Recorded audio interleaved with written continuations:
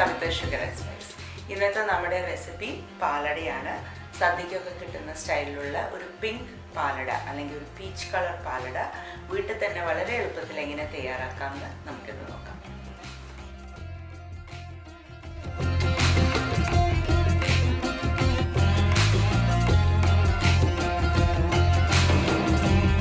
നമുക്ക് ഒരു കുക്കർ അടുപ്പത്ത് വെച്ചിട്ട് അതിലേക്ക് 1.5 ലിറ്റർ പാല്, ഹോൾ മിൽക്കാണ് കേട്ടോ, ഫുൾ ഫാറ്റുള്ള പാലാണ്. പാല്, പിന്നെ അതിലേക്ക് ഒരു 1/2 കപ്പ് വെള്ളം, പിന്നെ ഒരു 1/2 കപ്പ് പഞ്ചസാര. ബാക്കി നമുക്ക് പഞ്ചസാര ആവശ്യത്തിനനുസരിച്ചിട്ട് പിന്നീട് ഇടാം. ഇത്രയും ഇട്ട് ഇതിനെ ഒന്ന് നന്നായിട്ട് ഇളക്കി കൊടുത്തിട്ട് നമുക്കൊരു തള വരാനായിട്ട് വെയിറ്റ് ചെയ്യാം കേട്ടോ. അടി പിടിക്കാതെ ശ്രദ്ധിക്കണം. പിന്നെ കുക്കർ ഉപയോഗിക്കുന്നത് നല്ല ക്ലീനായിട്ടുള്ള കുക്കറായിരിക്കണം. കറിയൊക്കെ ഉണ്ടാക്കി കഴിഞ്ഞതാണെങ്കിൽ നമ്മൾ എന്തായാലും 2-3 പ്രാവശ്യം കഴുകി നീറ്റാക്കിയിട്ടുണ്ടാവണം. കാരണം അതിൻ്റെ എന്തെങ്കിലും ബാക്കികൾ കുക്കറിലുണ്ടെങ്കിൽ പിന്നെ പായസം പിരിഞ്ഞു പോവും. പഞ്ചസാരയൊക്കെ ഇതിൽ അലിഞ്ഞു. നമുക്കിതൊന്ന് തിളയ്ക്കാനായിട്ട് വെയിറ്റ് ചെയ്യാം. വെള്ളം ഒഴിച്ചതെന്ന് വെച്ചാൽ നമ്മളിപ്പം പാലിനെ ഒരു എന്താ പറയുക, മറ്റുള്ള എന്തെങ്കിലും ഒരു സാധനം വേവിക്കണ പോലെ, പച്ചക്കറിയൊക്കെ വേവിക്കുന്ന മാതിരി നമ്മൾ കണക്കാക്കണം. അപ്പം പച്ചക്കറി വേവിക്കാൻ വെള്ളമൊഴിച്ച് വേവിക്കണ പോലെ പാലിനെ വേവിക്കാനുള്ള വെള്ളമാണ് 1/2 കപ്പ് വെള്ളം കേട്ടോ. അപ്പം ഇത് തിളയ്ക്കാനായിട്ട് വെയിറ്റ് ചെയ്യാം. ഇതിലിപ്പോൾ മെല്ലെ തള വന്ന് തുടങ്ങിയിട്ടുണ്ട്. അപ്പോൾ ഈ സമയത്ത് നമുക്ക് തീ നന്നായിട്ട് കുറയ്ക്കാം. ഏറ്റവും ലോയിലേക്കാക്കി ആ തളേനെ ഒന്ന് ഇളക്കി കൊടുത്താൽ പിന്നെ അത് അത്ര പെട്ടെന്ന് തിളക്കില്ല. അപ്പോൾ ഒന്ന് ഇളക്കി കൊടുക്കുക. തീ ഏറ്റവും ലോയിലാണുള്ളത് കേട്ടോ. എന്നിട്ട് വെയിറ്റ് ഓൾറെഡി വെച്ചിട്ട് ഇതിനെ മൂടിയിടാം. ഇനി അത് ലോ ഫ്ലെയിമിൽ അവിടെ ഇരുന്ന് കുറച്ച് നേരം വേവണം. നമ്മളൊരു മണിക്കൂർ കഴിഞ്ഞിട്ടേ ഇനി ഇതിനെ തിരിഞ്ഞു നോക്കുന്നുള്ളൂ.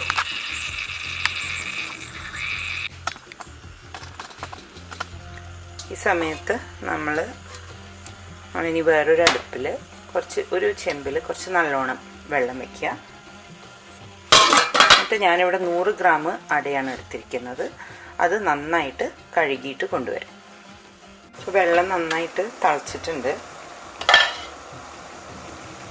നമുക്കിതിലേക്ക് തീ ഒരു മീഡിയം ഫ്ലെയിമിലേക്ക് ആക്കിയിട്ട് ഈ അട ആഡ് ചെയ്യാം. അട ഞാൻ നേരത്തെ പറഞ്ഞ പോലെ നല്ലോണം കഴുകി ഊറ്റി വെച്ചതാണ്. നന്നായി കഴുകണം, ഇല്ലെങ്കിൽ അതിനൊരു പ്രത്യേക ചൊയയുണ്ടാവും.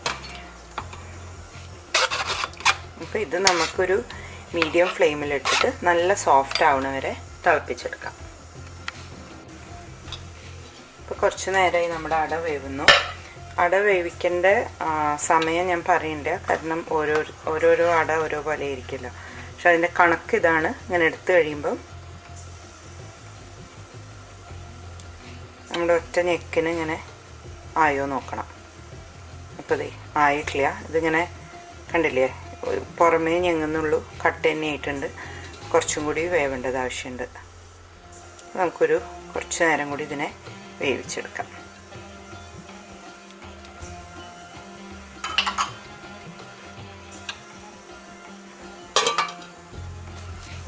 കുറച്ച് സമയം കൂടി കഴിഞ്ഞു.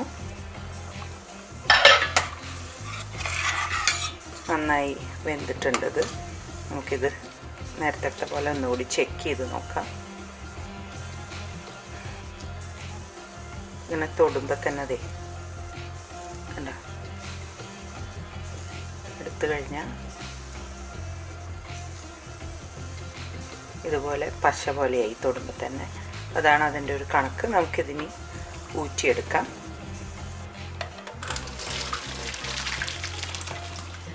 എത്ര തടിച്ച് വലുതായി എന്നല്ലേ. ഇതിനെ നമുക്ക് നന്നായിട്ടൊന്ന് റിൻസും കൂടി ചെയ്യണം.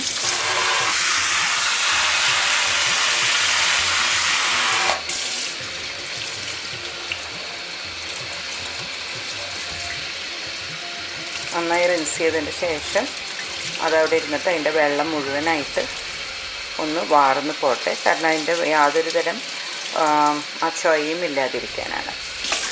നമുക്കിത് കുറച്ച് നേരം വെയിറ്റ് ചെയ്യാം. അവിടെ വെച്ചിട്ട് ഇപ്പോൾ ഒരു 3/4 മണിക്കൂർ കഴിഞ്ഞിട്ട് 3/4 മണിക്കൂറോളം കുക്ക് ചെയ്തു. എന്നിട്ടൊരു 3/4 മണിക്കൂർ അതിനെ തുറക്കാതെ വെച്ചു. ഇനി നമുക്കിതിനെ തുറന്ന് നോക്കാം.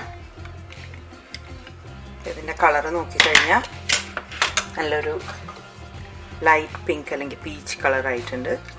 അടുപ്പ് ഓൺ ചെയ്തിട്ട് നമ്മുടെ അട ഇതിലേക്ക് ആഡ് ചെയ്യണം. എന്നിട്ട് ഇതിനെ നന്നായിട്ട് കുറുക്കിയെടുക്കണം. അട നമ്മൾ നേരത്തെയൊക്കെ വേവിച്ച് ഊറ്റി വെച്ചതാണ്. നേരത്തെ പറഞ്ഞ പോലെ ശരിക്കും വെന്തിട്ടില്ല എന്നുണ്ടെങ്കിൽ പിന്നെ അത് ഇതിലിരുന്നിട്ട് അത്ര വേവില്ല കേട്ടോ. അപ്പം പിന്നെ അത് കടിക്കും അതിൽ. ഇതിങ്ങനെ ആഡ് ചെയ്ത് കഴിഞ്ഞാൽ നമുക്കിതിനെ നല്ലോണം ഇളക്കി കുറുക്കി കൊടുക്കണം. അത് ഇതുവരെയുള്ള എളുപ്പപ്പണിയല്ല, അതൊന്ന് ശ്രദ്ധിച്ച് ചെയ്യണം. പാല് മറിഞ്ഞു പോകരുത്, അതേ സമയം അടി പിടിക്കരുത്, അതൊക്കെ ശ്രദ്ധിക്കണം. നമുക്കിത് ഇളക്കി കൊടുക്കാം. നല്ലോണം തിളച്ച് അത് കുറുകി തുടങ്ങി. അപ്പം ഇതിൽ നമ്മളിങ്ങനെ ഇടയ്ക്കിടയ്ക്ക് ഇളക്കിക്കൊണ്ടിരിക്കണം, കരിയാതെ ശ്രദ്ധിക്കണം. ഇതിൽ അപ്പം നമ്മളിതിൽ അടയൊക്കെ ഇട്ട് ഇത് നല്ലോണം തിളച്ചു. ഞാൻ സ്പൂണൊന്ന് മാറ്റി പ്ലാസ്റ്റിക്കിൻ്റെയും ഒക്കെ മാറ്റിയിട്ട് ഇങ്ങനെ ഒരു മെറ്റൽ സ്പൂൺ എടുത്തു. നിങ്ങളുടെ അടുത്ത് ഉരുളി ഉണ്ടെന്നുണ്ടെങ്കിൽ അതായിരിക്കും ഏറ്റവും ബെസ്റ്റ്. എൻ്റെ അടുത്തുള്ള ഉരുളി ഇപ്പം ഇങ്ങനത്തെ ഈ ഫ്ലാറ്റ് അടുപ്പിൽ ഇരിക്കില്ല. അപ്പം അത് കാരണമാണ് ഞാൻ ഇതിൽ തന്നെ ഇരുന്ന് ഇളക്കി ആക്കണത്. അപ്പം ഇത് തിളച്ച് മറയാതെ ശ്രദ്ധിക്കണം, കരിയാതെയും ശ്രദ്ധിക്കണം. പിന്നെ ഈ സമയത്ത് ഇതിൻ്റെ സൈഡിൽ ഇങ്ങനെ ഇത് ഈ ലെവലിൽ ഉണ്ടായിരുന്നതാണ്. അപ്പോൾ സൈഡിലൊക്കെ ഒട്ടുന്നത് നമുക്കൊരു സ്പൂൺ വെച്ചിട്ട് ഇതിലേക്ക് തന്നെ തോണ്ടിയിടാം. അതുപോലെ കുറേ നേരം ഇളക്കാതെ വെച്ചാൽ കരിയുന്നത് മാത്രമല്ല പ്രശ്നം, പാട കെട്ടും. അപ്പം ചിലരൊക്കെ പാട എടുത്ത് കളയണത് കാണാം. പാട ശരിക്ക് അതിൻ്റെ ആ ഫാറ്റും രുചിയും തന്നെയാണല്ലോ. അപ്പം അത് പാട കെട്ടാതെ നോക്കിയാൽ മതി. അപ്പം ഇങ്ങനെ ഇടയ്ക്കിടയ്ക്ക് ഒന്ന് ഇളക്കി കൊടുത്താൽ മതി. പാട ആവുന്നുണ്ടെന്ന് തോന്നുമ്പോൾ ആദ്യം ഇളക്കിയാൽ മതി. ഈ സാഹചര്യത്തിൽ നമ്മൾ ആദ്യം ഒരു 1/2 കപ്പ് പഞ്ചസാര ഇട്ടുണ്ടായിരുന്നുള്ളൂ. ഞാനൊരു 1/2 കപ്പും കൂടി ആഡ് ചെയ്യാണ്.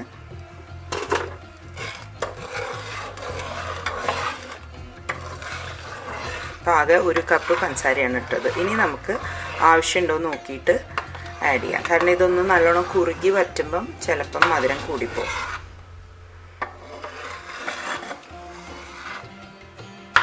കളറ് നിങ്ങൾക്ക് കാണുന്നുണ്ടാവുമെന്ന് വിചാരിക്കുന്നു. അത് കുറുകണതിനനുസരിച്ച് അതിൻ്റെ പിങ്ക് കളറ് കൂടി വരികയാണ്. അതായത് കുറുകി ഓൾമോസ്റ്റ് പകുതി എന്ന് പറയാം. കാണുന്നില്ലേ, ഈ അളവിൽ നിന്ന് ഇവിടം വരെ എത്തി.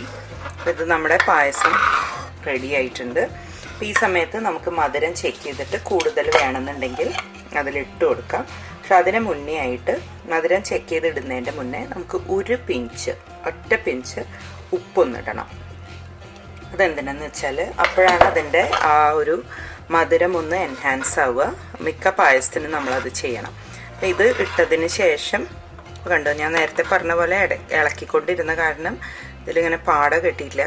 പാട കെട്ടാൻ ഭാവിക്കുമ്പോഴേക്കും നമ്മൾ വേഗം ഇളക്കി കൊടുത്താൽ മതി.